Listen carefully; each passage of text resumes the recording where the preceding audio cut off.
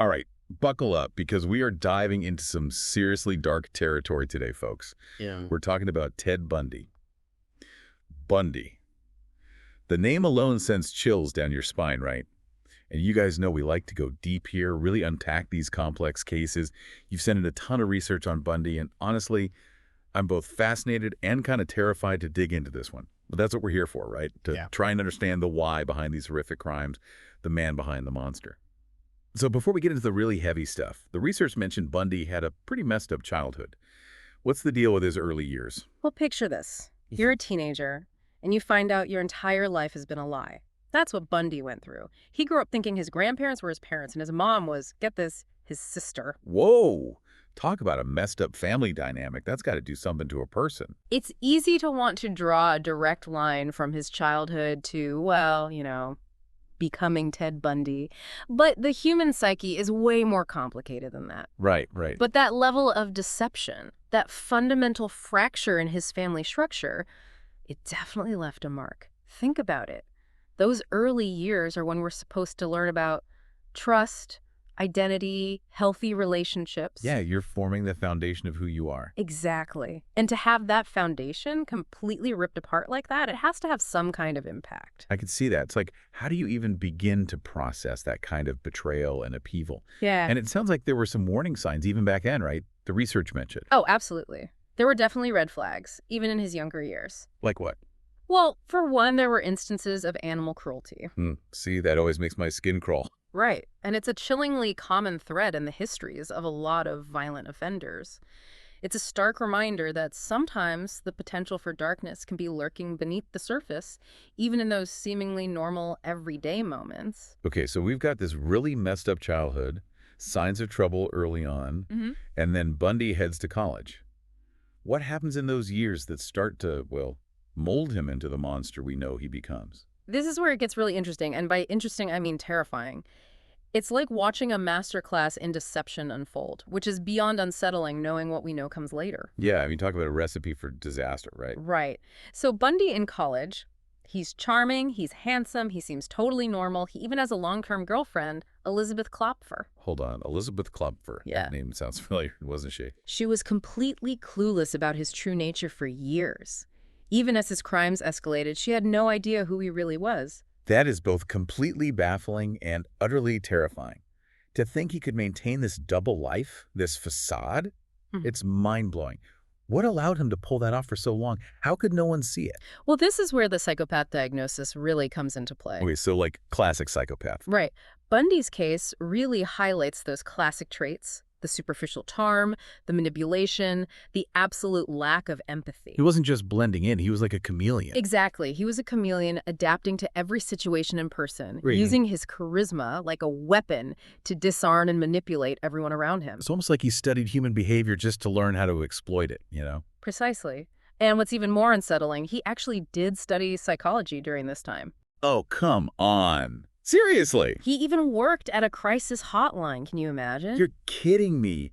That is, I don't even have words It's like he was drawn to vulnerability, wanted to be near it, but for all the wrong reasons. to prey on it. It's just sick. It really highlights that profound lack of empathy. So are you saying all psychopaths are just incapable of empathy? It's not quite that simple, but the research you shared suggests that individuals like Bundy don't see others as actual people with feelings and emotions. Oh, so there's just More like objects to be used to satisfy their own needs and desires, yeah. See, that's the part that I just can't wrap my head around. How can someone just shut off those basic human emotions? Yeah. The ability to connect, to empathize with another person. It's just gone. It's complex. There's a lot we still don't know about the psychopathic mind. I guess that's part of what makes it so scary, right? The unknown. Absolutely.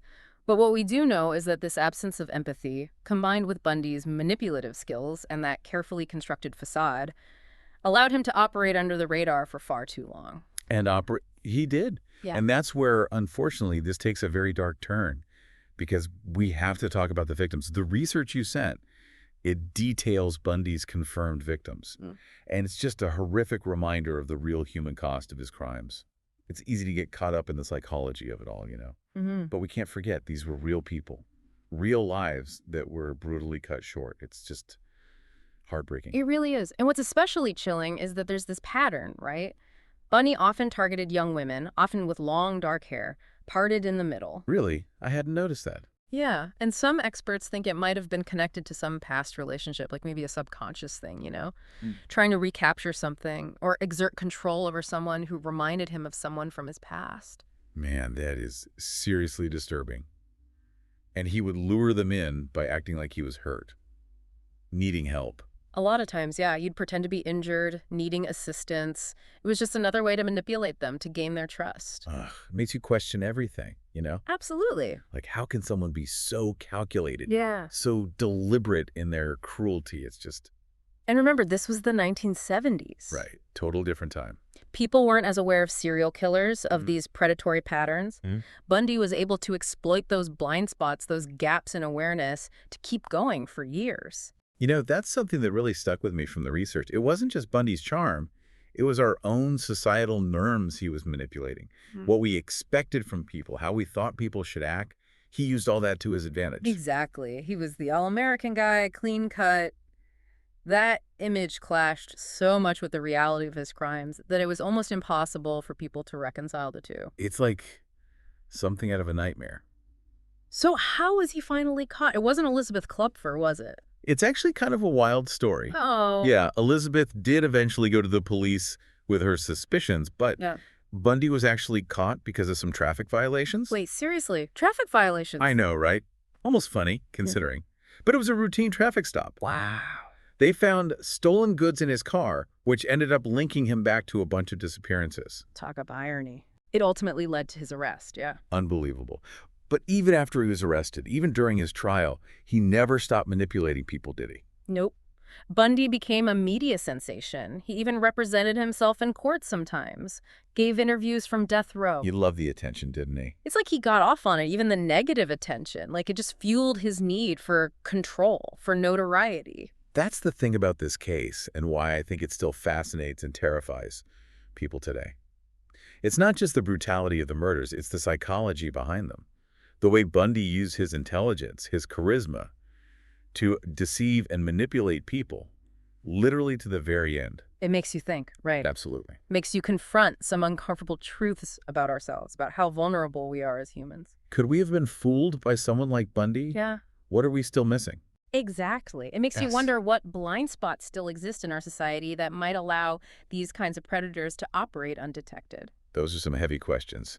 So as we try to wrap our heads around all of this, what is the one thing you hope listeners take away from our deep dive today? For me, the biggest lesson here, the most important thing to remember, is that evil often wears the most convincing masks. It's on us to educate ourselves, to recognize those red flags, to trust our gut instincts. Listen to that little voice in the back of our heads, right? Yes, exactly. And to never, ever underestimate the human capacity for both good and evil. Well said. And for you listening, as you process all of this, I'll leave you with this. We often focus on the how when it comes to someone like Bundy. Like how could he do these horrible things? But what about the why? What are the societal factors that contribute to creating these monsters? Is it even something we can fully understand or want to?